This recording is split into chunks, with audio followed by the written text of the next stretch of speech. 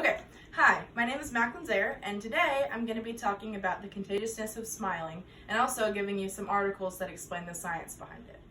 So think about when you walk across campus. Obviously we can't do that right now, it's not allowed, or we can't really go out in public anywhere. But the next time we are allowed out of public, let's see who is smiling at us, who isn't. There's a lot of people who are looking down, trying to avoid eye contact. Maybe they have their headphones in, they're looking at their phone, they're talking to somebody on the phone, you know. So people generally don't smile at you unless you smile at them first. So when someone smiles at you though, if you see the one person in the crowd, you remember it, right? And you smile back, generally. So why is this contagious? So scienceinOurWorld.edu article explains that smiling makes you seem attractive, reliable, relaxed, and sincere. So the science behind this explains why this is. So there is an article on PubMed that says people are more likely to smile when someone smiles at them first. So you're not going to be looking for somebody unless you're an optimist, or if you're just looking up like me. A lot of times if I'm looking up and not looking down, I'll smile at somebody first. But in more cases than not, people are looking down. So when the one person that you see who's smiling and they smile back at you, you're more likely to smile at them first. So a StudentScientist.org article says that the cingulate cortex triggers facial expressions. So this chart explains why that is. So when you see an expressive face, your brain has to know what the expression means so that you can process it. So if somebody's going to smile at you, you generally don't frown back, right? You mimic the expression next. The same area of your brain that causes facial expressions causes you to mimic them. So that's also in that same cortex.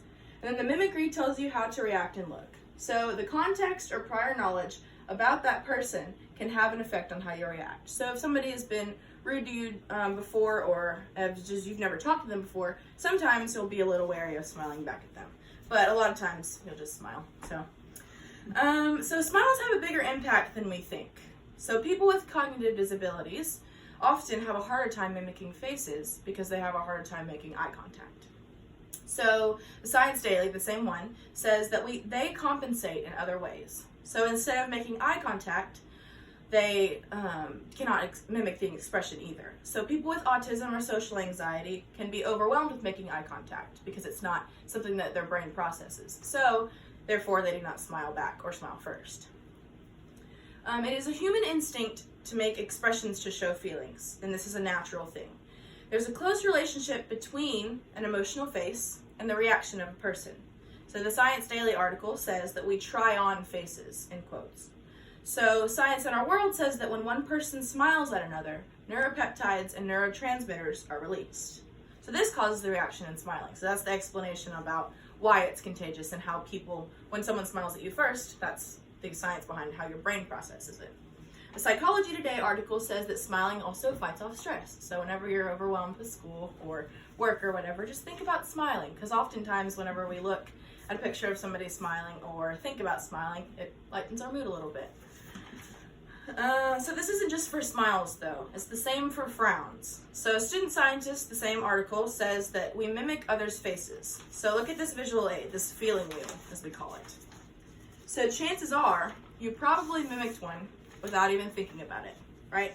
You looked at the scared face, or you looked at the mad face, and a lot of times if you're an artist, I'm not an artist by any means, but if I've ever drawn a stick figure, and they have a face that frowns, oftentimes I'll find myself doing the same furrowed brow that I'm drawing on them. So a lot of times it reacts. You react that way. So you already looked at the chart. So it's not very natural for us to laugh when someone tells a sad story, right? So we'll react the way the person is reacting, therefore explaining furthermore how we are empathizing with these people. This is explained by the orbitofrontal cortex, which is above the eyes, but it's not highly researched. But it also controls the impulses of humans, so that's the same area. So today I've explained the science behind why smiling is contagious. It can be described in the releasing of neuropeptides and neurotransmitters, and it's a natural reaction for humans to mimic faces, sad or angry or happy.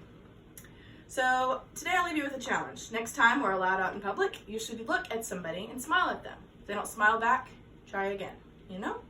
So Steve Maraboli quotes, "Smile at strangers and you just might change a life. One simple smile can go a long way." Thank you.